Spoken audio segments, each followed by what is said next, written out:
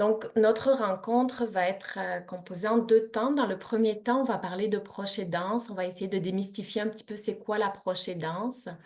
On va parler un petit peu de chiffres, de statistiques, puis aussi surtout de voir c'est quoi le vécu des personnes proches aidantes. Ensuite, on ira voir un petit peu plus un modèle sur comment agir à plusieurs niveaux pour les aider, les personnes proches aidantes, puis en considérant aussi bien sûr la personne aidée. Donc vraiment en déficience intellectuelle avec ou sans, trouble du spectre de l'autisme. Puis on ira vers la présentation de notre organisme, et des ressources plus larges sur l'approche aidance. Voilà. Donc démystifier l'approche aidance. Donc il y a plusieurs terminologies qui est utilisée. Il y en a qui utilisent, qui se disent être parents aidants, surtout pour, quand c'est des enfants. Mineurs, donc qui préfèrent s'appeler, parents aidants. Ils considèrent qu'ils font beaucoup de choses pour leur enfant, d'autres choses que des parents, dans d'autres situations, donc ils sont vraiment reconnus comme parents aidants. On a aussi le terme aidant naturel. C'est vraiment le terme qui a été utilisé au tout début, où c'était beaucoup considéré comme, quelque chose de normal, d'aider, de prendre soin. C'est un terme qui est moins utilisé maintenant, mais qu'on entend encore, donc je tenais à le nommer aussi. Il y en a qui préfèrent s'appeler directement parents, frères, sœurs, amis. Proche aidant, hein. Donc, proche aidant, on peut se questionner sur le proche. On va voir dans la définition que de proche aidant, hein, qu'on n'est pas obligé de vivre à la maison pour être un proche aidant avec la personne aidée. On peut être aussi proche aidant en étant, en vivant comme un grand-parent peut être un proche aidant aussi. Et puis membre de l'entourage. Donc, nous, on a choisi plus ce terme-là à la maison des parents. Pourquoi? Pour vraiment inclure les voisins, les amis, les frères et sœurs, les grands-parents, toutes les personnes significatives autour de la personne ayant une déficience intellectuelle ou un trouble du spectre de l'autisme. Donc, je vais vous lire la définition parce qu'elle est vraiment importante. Cette définition est issue vraiment de la loi, de la politique sur les personnes proches aidantes. Donc, un proche aidant, c'est toute personne qui, de façon continue ou occasionnelle, apporte un soutien significatif à un membre de son entourage, qui présente une incapacité temporaire ou permanente et avec qui elle partage un lien affectif, qui soit familial ou non. Le soutien offert à titre non professionnel dans un cadre informel, donc ça c'est vraiment important, c'est vraiment que c'est pas payé, hein, donc c'est pas un professionnel. Sans égard à l'âge, on considère la proche aidance vraiment de 0 à 100 ans. Sans égard au milieu de vie ou à la nature de l'incapacité du membre de l'entourage et qu'elle soit physique, psychique, psychosociale ou autre. Donc, il y a plusieurs aides qui peuvent être apportées puis qui sont vraiment considérées dans la proche aidance. Donc, quel type de soutien sont offerts par les personnes proches aidantes? Ben, on voit qu'il y a vraiment un grand soutien au niveau émotionnel. Après, il y a des choses plus concrètes dans l'aide apportée. Ça peut être pour des transports, pour de l'aide à la maison, d'en faire les repas, dans le ménage, de l'aide aux soins personnels, pour l'hygiène, tout ce qui est l'aspect financier, les démarches administratives aussi. Beaucoup de proches aidants prennent soin de toutes ces démarches-là.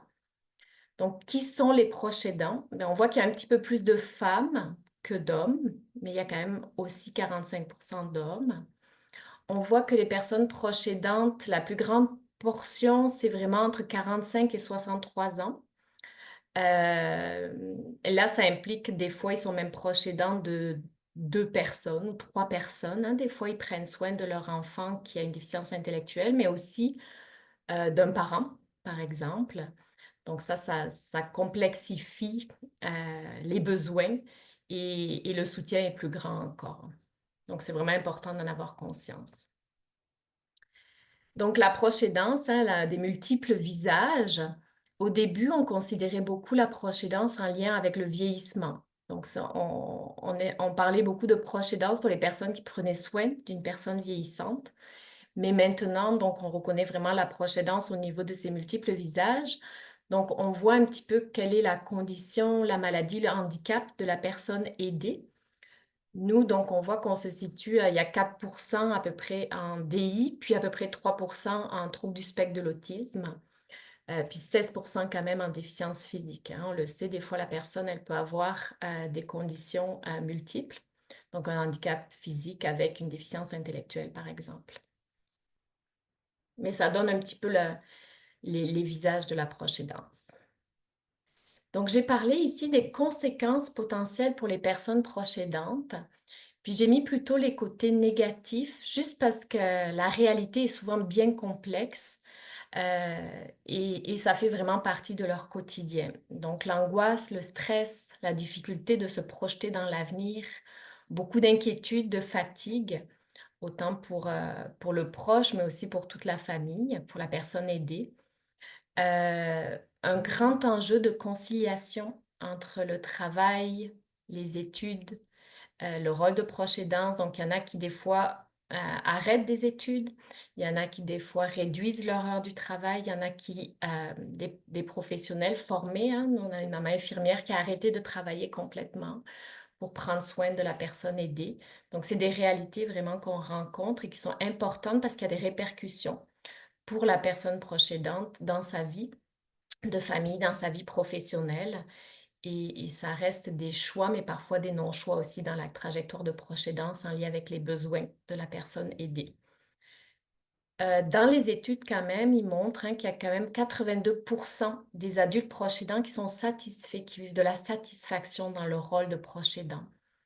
Donc, c'est important aussi hein, de voir que la reconnaissance qu'ils peuvent recevoir et le soutien qu'ils peuvent recevoir peuvent leur permettre de bien quand même concilier leurs différents rôles, puis d'apprécier le soutien qu'ils apportent à la personne aidée. Et on le sait qu'ils ont un rôle essentiel. Les jeunes proches aidants, il y a un guide magnifique qui a été créé par Proche Aidance Québec. Donc, on parle de jeunes proches aidants pour, par exemple, en DITSA, ce serait les frères, les sœurs. Ça peut être aussi un enfant qui a un parent qui a une déficience intellectuelle. Donc, ils sont quand même nombreux et ils jouent un rôle, ils sont un peu invisibles dans la société, c'est-à-dire que quand ils vont à l'école, personne ne sait bien souvent que c'est des proches aidants, mais il y en a quand même beaucoup. Donc, c'est important de sensibiliser la population puis de bien considérer ces jeunes proches aidants qui jouent un rôle important et essentiel.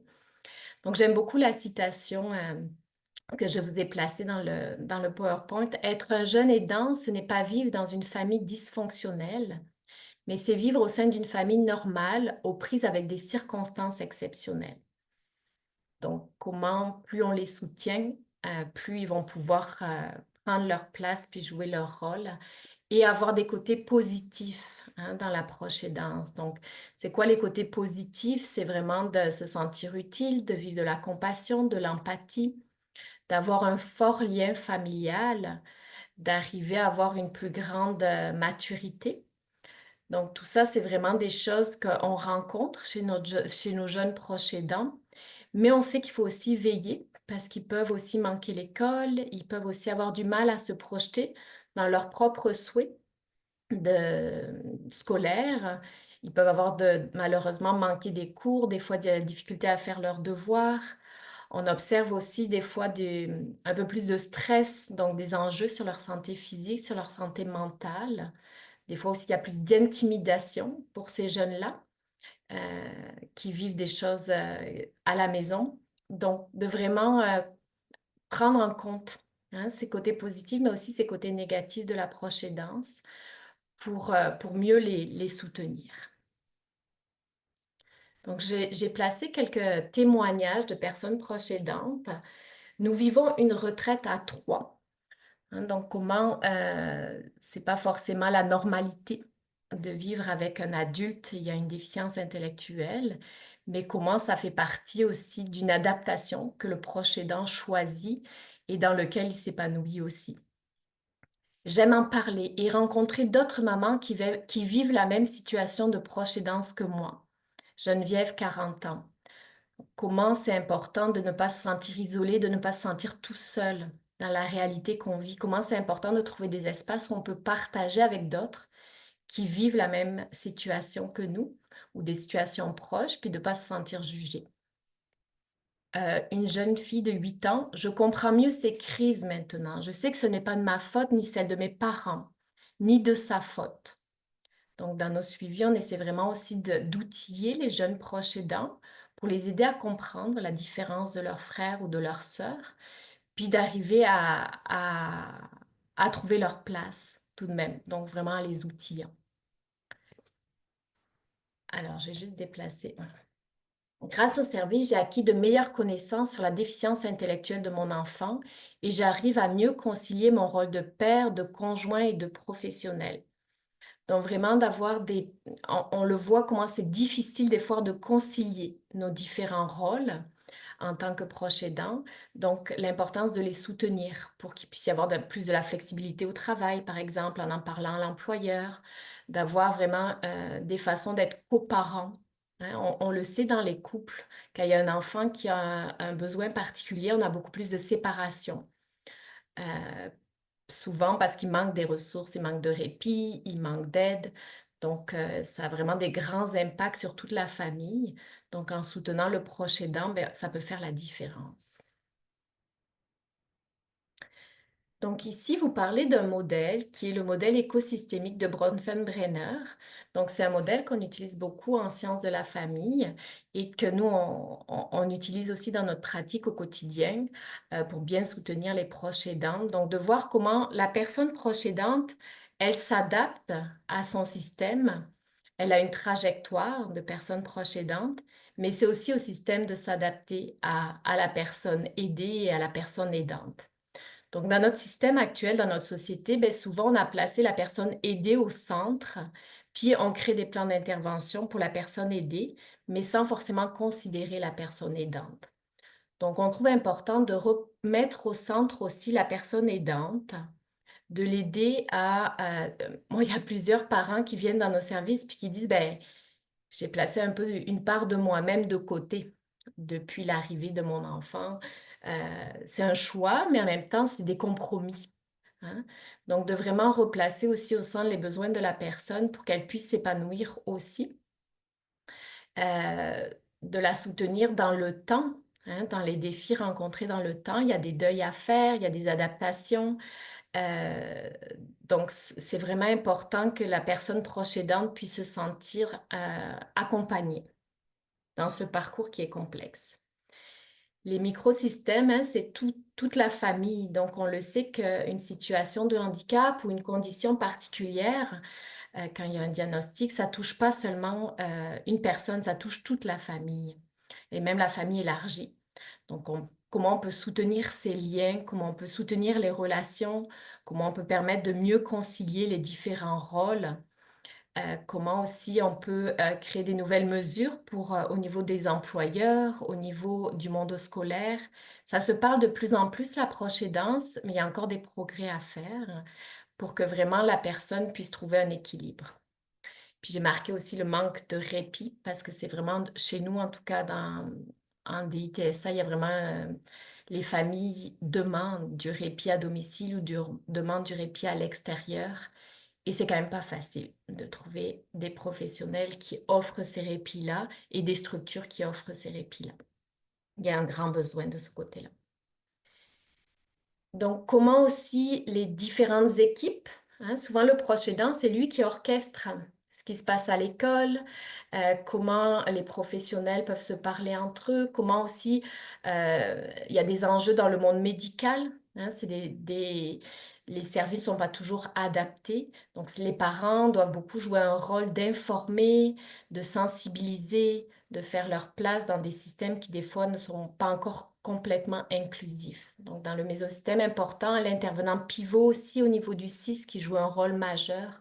Comment au niveau même communautaire, on peut vraiment collaborer tous ensemble pour créer un village fort autour des personnes proches aidantes, autour de la personne aidée. Malgré la conscience du manque de services, hein, de vraiment faciliter l'accès à l'information, l'accès à des ressources financières et de vraiment aussi veiller bien sûr à tout ce qui est les enjeux de confidentialité. Puis de façon plus éloignée encore, hein, de veiller à la stigmatisation, aux préjugés et puis à donner encore davantage de reconnaissance aux personnes proches aidantes puis à tout ce qu'elles apportent dans la société. Donc ça, c'est un petit peu la trajectoire au fil du temps des personnes proches aidantes qui à chaque moment de leur personne aidée rencontrent des enjeux, des obstacles. On sait que quand la personne aidée est dans un service de garde, ben, il y a certains enjeux, mais il y a aussi beaucoup d'enjeux dans les transitions. Par exemple, dans la transition vers la vie adulte, l'adulte devient un adulte qui est considéré apte, mais parfois, il y a beaucoup de listes d'attente pour qu'ils trouvent un travail adapté, pour qu'ils trouvent des ateliers de jour adaptés. Donc ça, c'est vraiment important de le prendre en compte pour vraiment bien soutenir les personnes proches aidantes dans les transitions.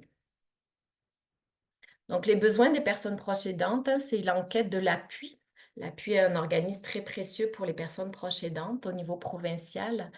Donc, c'est de l'information. Les personnes proches aidantes ont besoin de l'information, d'avoir accès aux ressources, des activités de formation, de l'écoute, du soutien psychologique individuel personnalisé. Des fournitures médicales, par exemple, ça peut être une marchette, un fauteuil roulant, un vélo adapté, des couches. Moi, il y a des familles qui, le jeune a 7 ans, puis ils trouvent plus de couches à la bonne taille, ils n'arrivent pas à se faire rembourser les couches, ça devient tout un casse-tête. Donc, vraiment important de faciliter toutes ces ressources-là. Et de l'aide à domicile. Donc, des fois, ça peut être d'avoir de l'aide par une coop pour du ménage, par exemple, du soutien pour les soins au quotidien. Donc, vraiment important que toutes ces aides soient accessibles. Donc, je vais glisser dans la deuxième partie de ma rencontre. Je regarde mon temps. Oui, c'est parfait. Je veux vraiment vous laisser après un temps aussi pour vous entendre, puis vous exprimer, puis si vous avez des commentaires, des questions. Donc, dans la deuxième partie, je voulais vraiment vous présenter notre organisme. Donc, la Maison des parents d'enfants handicapés des Laurentides. Probablement, vous en avez déjà entendu parler. Nous, on a un mandat régional, puis on est présent depuis plus de 36 ans dans les Laurentides pour vraiment offrir des services autant aux personnes qui ont une déficience intellectuelle que aux membres de l'entourage. Pour les membres de l'entourage, on a aussi inclus les personnes ayant un TSA.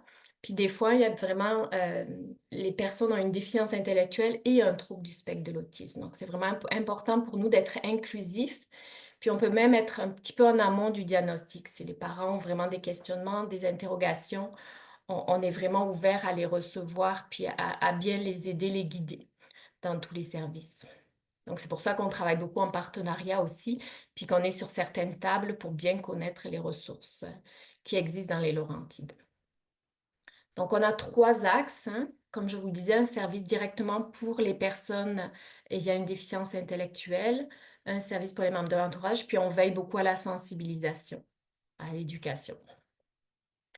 Donc, on a des très, très beaux ateliers directement pour les personnes ayant une déficience intellectuelle. On a un point de service à Sainte-Agathe-des-Monts, un point de service à Boisbriand, puis 2 maisons à Saint-Jérôme. Donc, les ateliers de jour ont vraiment lieu à Saint-Jérôme. Ils s'adressent vraiment pour les adultes, donc de 21 ans et plus. C'est un accompagnement à peu près d'une intervenante pour 3 ou pour 4 personnes. Donc, c'est vraiment beaucoup d'activités de socialisation, d'activités. Il y a des sorties qui sont organisées. Il y a vraiment des objectifs pédagogiques aussi, avec un programme avec des objectifs ciblés, adaptés pour veiller à l'autonomie de la personne, puis vraiment à respecter aussi sa croissance, son bien-être, son épanouissement. On a des répits de fin de semaine. Donc, ça, c'est un service, comme je vous le disais tout à l'heure, qui est très demandé. Les jeunes apprécient beaucoup. Ça peut être pour les enfants, pour les adolescents, mais aussi pour les adultes. Donc, ils viennent passer en fait toute la fin de semaine à la maison des parents. Puis, ça permet aux familles d'avoir un temps pour les frères et sœurs, d'avoir un temps pour prendre soin d'eux aussi. Et puis, on a un camp de jour caméléon. Donc, c'est un camp spécialisé. On en a un à Saint-Jérôme, à l'école Horizon Soleil, puis un à Deux-Montagnes. On a accueilli un peu plus de 50 personnes cet été. Donc, c'est vraiment un camp qui fonctionne très bien, puis qui est très demandé parce qu'il est spécialisé. Donc, vraiment en DITSA, DP. Il peut y avoir des adaptations pour les jeunes qui ont besoin parce qu'on a des locaux qui sont un peu plus adaptés vu que c'est à l'école Horizon Soleil. Pour les services membres de l'entourage, donc on a vraiment essayé d'écouter les besoins des proches aidants, puis d'adapter nos services pour vraiment répondre au mieux. Donc, vous voyez, on a toute une gamme de services. Je vais les détailler un petit peu plus. Donc, les interventions ponctuelles, c'est vraiment pour répondre aux besoins immédiats. Donc, on est ouvert, on a un service téléphonique du lundi au vendredi.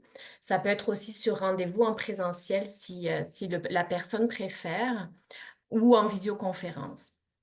Donc, on a vu notamment, même pour les hommes, hein, de bien répondre à leurs besoins immédiats. C'est-à-dire, je cherche du répit. J'ai besoin d'un camp adapté. On le sait que c'est pas facile, c'est un gros casse-tête. Donc, on peut les soutenir, les accompagner pour répondre à leurs besoins immédiats. Des fois, c'est un besoin de ventiler suite à une crise ou à un événement qui s'est passé à la maison. Donc, tout le service est vraiment confidentiel, puis c'est vraiment pour soutenir en lien avec les besoins. Les suivis psychosociaux, donc ça, c'est plus sur du long terme. La personne a vraiment le droit jusqu'à 12 rencontres. Donc, c'est un intervenant formé qui va vraiment, j'aime bien donner l'image de la voiture. Là, c'est la personne qui nous contacte, ben, elle choisit sa destination, puis nous, on s'assied à côté d'elle et on va vraiment la soutenir dans ses objectifs. Ça peut être en individuel, mais ça peut aussi être en couple pour travailler sur différents objectifs comme la coparentalité, par exemple, pour vraiment réfléchir ensemble puis aller vraiment trouver des solutions en lien avec les objectifs de la personne. Groupe de soutien, donc les personnes nous ont demandé que ce soit en visioconférence pour faciliter l'accès. Donc, on l'a mis les jeudis, les troisièmes jeudis du mois. C'est vraiment un lieu de partage entre les personnes proches aidantes. Donc, c'est vraiment elles qui amènent leurs thématiques, c'est vraiment elles qui ramènent leurs enjeux. Et souvent, elles ressortent avec des nouvelles ressources, avec de l'inspiration, avec de l'espoir, parce que, il n'y a pas eu de jugement, puis il y a un espace de partage. Donc, c'est vraiment un espace c'est un groupe qui est ouvert. Il y a toujours une rencontre préliminaire avec une intervenante pour s'assurer que ça convienne bien, que ça répond bien aux besoins. Mais c'est vraiment un groupe, qui est précieux pour l'entraide. Mais il y en a même qui se voient après à l'extérieur du groupe. Soutien administratif, donc on a ajouté ce volet-là parce qu'il y a beaucoup, beaucoup de démarches administratives à faire. On parlait des transitions tout à l'heure, hein, dans le passage vers la vie adulte, mais aussi au tout début, autour du diagnostic. Est-ce que j'ouvre un compte, un REI pour mon enfant ou pas?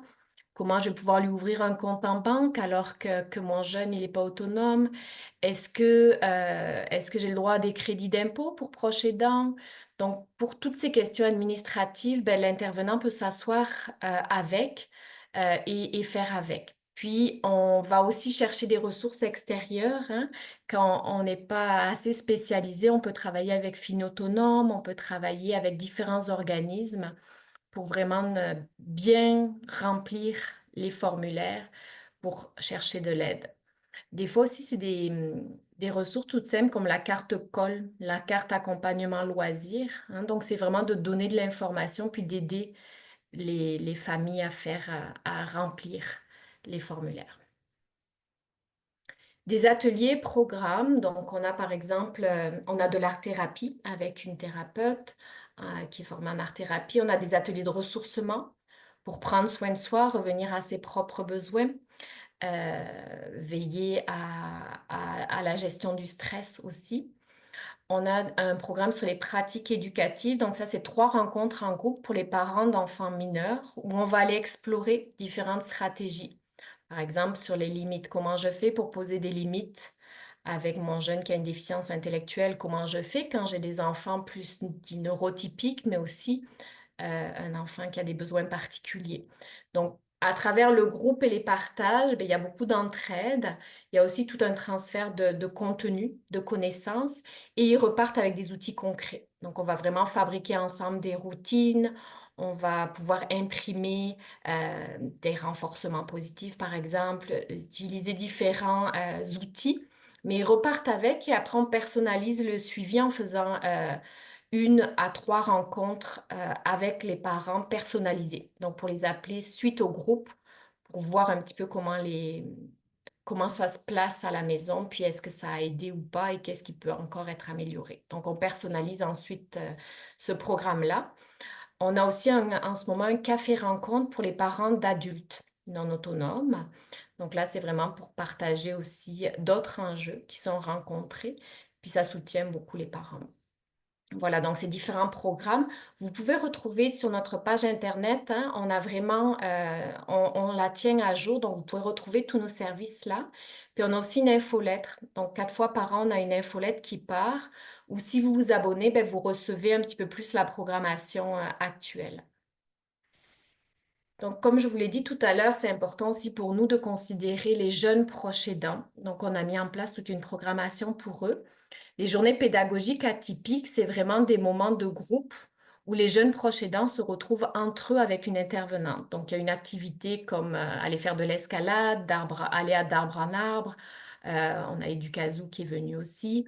C'est vraiment une activité de plaisir, mais aussi un temps où on peut parler de sa situation, de ce qu'on vit avec notre frère ou notre sœur qui est différente, qu'on peut nommer sa condition, qu'on peut partager. Et souvent, ça leur fait du bien d'avoir, de ne pas se sentir tout seul, puis de voir qu'ils ont leur place à eux aussi. Donc, c'est vraiment un programme qui est très précieux. Activité moment pour soi, on priorise vraiment les besoins de la personne proche aidante. Donc, selon les centres d'intérêt, selon ce qui nous est nommé, ben, on essaie de d'offrir des places pour aller au restaurant, d'aller au cinéma, un spa, un massage à la maison. On essaie vraiment de trouver des ressources qui pourraient répondre à leurs besoins. Puis on fait des tirages, donc les places sont gratuites pour les membres. On a aussi beaucoup d'activités familiales. Donc là, ça inclut vraiment la personne aidée, la personne aidante, puis les frères et sœurs, toute la famille. On va aux pommes, on fait des sorties à la cabane à sucre, on essaie vraiment de... La fête de Noël aussi est populaire. On essaie vraiment de faire des événements dans la joie, puis la socialisation aussi, de pouvoir faire des rencontres, de se sentir appartenir. Donc ça, c'est un service qui est vraiment demandé aussi. Des conférences, on a par exemple une notaire qui vient la semaine prochaine. Elle va donner de l'information sur les mesures de protection.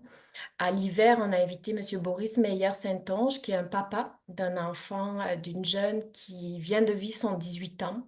Donc, il a créé toute une plateforme qui s'appelle Cap 18 ans pour vraiment soutenir ce passage-là pour les personnes ayant une condition particulière ou une situation de handicap.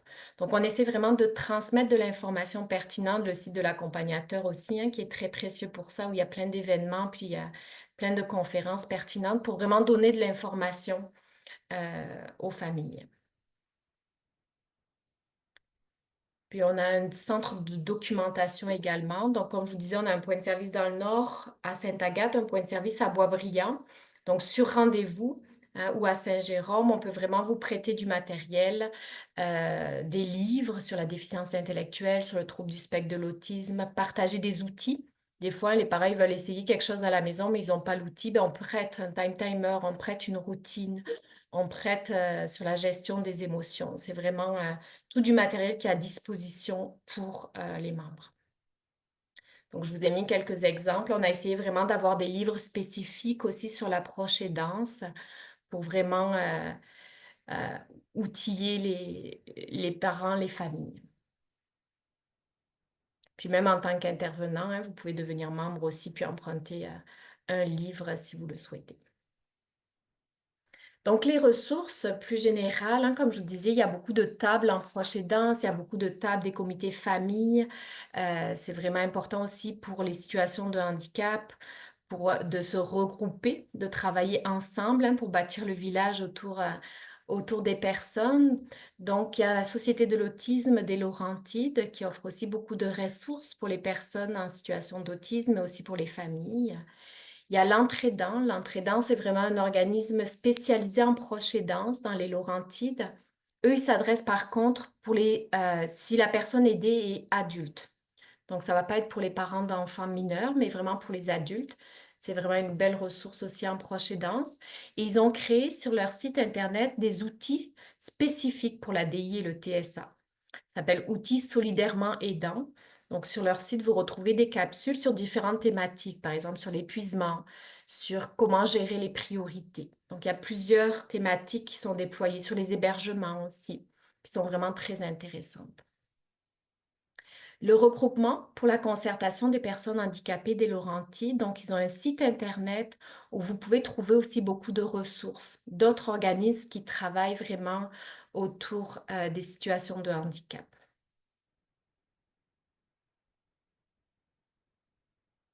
Au niveau provincial, donc il y a vraiment l'appui, comme je vous ai parlé. L'appui, c'est vraiment un organisme en proche aidance. Ils ont des balados où beaucoup de personnes proches aidantes témoignent. Donc, il y en a plusieurs en DITSA qui sont vraiment très touchantes et qui permettent vraiment que les personnes proches aidantes se sentent pas seules.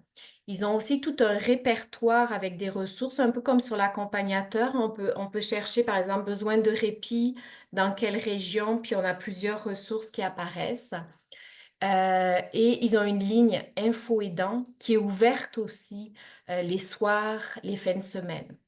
Donc ça, c'est vraiment une ressource importante pour les proches aidants, puis pour les proches aidants et tout type de proches aidants. Proche Aidance Québec, donc pour le guide que je vous parlais tout à l'heure pour les jeunes proches aidants, ils viennent d'eux. Anciennement, c'était Aidants naturels du Québec. C'est vraiment aussi une très belle ressource. Ils font beaucoup de défense de droits puis de la sensibilisation autour de la proche aidance. Ils ont un site internet aussi que je vous ai mis. Puis, plus au niveau de la santé mentale, le réseau Avant de craquer, qui est aussi important pour les proches aidants. Donc, il y a la politique qui existe pour les proches aidants, qui est valide pendant 5 ans jusqu'en 2026. Donc, actuellement, ils sont vraiment en train de la retravailler. Donc, des belles mesures qui s'en viennent qui sont déjà en place, puis d'autres qui s'en viennent pour vraiment aider à reconnaître les proches aidants. Donc, si vous voulez en savoir plus, je vous ai mis aussi les différents textes. C'est quand même important de savoir que c'est vraiment inscrit dans la loi aussi, puis que tout le monde se mobilise dans les différents ministères pour vraiment mettre en place du soutien aux proches aidants. Il y a aussi une charte, donc c'est une charte de la reconnaissance une charte de la reconnaissance et de l'expertise des personnes proches aidantes. Donc, il y a plusieurs tables de concertation en proche aidance dans chaque MRC. Et ça, c'est un outil qui a été créé par une table qui est vraiment partagée au niveau régional. Donc, je vous ai mis le code QR. Vous pouvez aller voir. Il y a un site Internet. Il y a plus de 400 personnes qui ont déjà signé cette pétition-là. Donc, c'est vraiment pour appuyer les démarches. L'idée, c'est de vraiment reconnaître l'expertise des personnes proches aidantes, qu'elles soient davantage incluses dans les suivis, que ce soit au niveau médical, que ce soit au niveau social, que la personne proche aidante, elle ait sa place et elle soit concertée dans les besoins aussi de la personne aidée. Donc, sur le site, vous pourrez retrouver un petit texte pour vraiment aider à faire reconnaître la proche aidante et l'expertise des personnes proches aidantes. On dit quand même qu'il y a actuellement 2,4 millions de personnes au Québec qui sont personnes proches aidantes. Donc, c'est vraiment presque une personne sur 3 qui est proche aidante ou qui va le devenir. Donc, vraiment important d'appuyer leur place et leur expertise et tout ce qu'elles apportent pour la société. Donc, si vous voulez en savoir plus, n'hésitez pas. Il y a le code QR, puis il y a le lien. Vous pouvez aller voir la pétition, puis la signer. Puis l'idée, c'est vraiment que ce soit utilisé aussi dans les formations à l'université pour que les étudiants soient déjà sensibilisés, mais aussi dans les milieux de soins, à l'hôpital, euh, pour que vraiment ça puisse bien se diffuser l'information et la formation. Donc, plusieurs références que vous pouvez retrouver. L'Observatoire de la proche aidance, eux, leur rôle, c'est vraiment de créer des outils donc, et des études. Donc, si vous voulez en savoir plus, c'est une mine d'or pour les informations vraiment très spécifiques sur la proche aidance. Puis, ils ont des études plus spécifiques en DITSA. Donc, c'est des sources d'informations fiables que vous pouvez retrouver sur leur site. L'enquête de l'appui que j'ai vraiment utilisée pour un petit peu donner des chiffres sur la proche aidance. le regroupement des aidants naturels du Québec. Donc ça, c'est Proches Aidance Québec qui ont fait un guide magnifique pour les jeunes proches aidants. Donc, si vous connaissez un jeune proche aidant, n'hésitez pas à aller voir le guide. Ça, c'est vraiment très inspirant. Et puis, si vous voulez nous contacter, hein, vous avez aussi nos coordonnées à la Maison des parents d'enfants handicapés des Laurentides. Donc, vous pouvez nous retrouver sur notre site Internet et puis vous abonner à l'infolettre si vous souhaitez. On a aussi une très belle page Facebook où on donne toujours l'information régulièrement pour que vous puissiez être bien informés. Voilà, je vais arrêter mon partage. Je suis contente. Je pense qu'il nous reste un petit 20 minutes pour un temps de questions.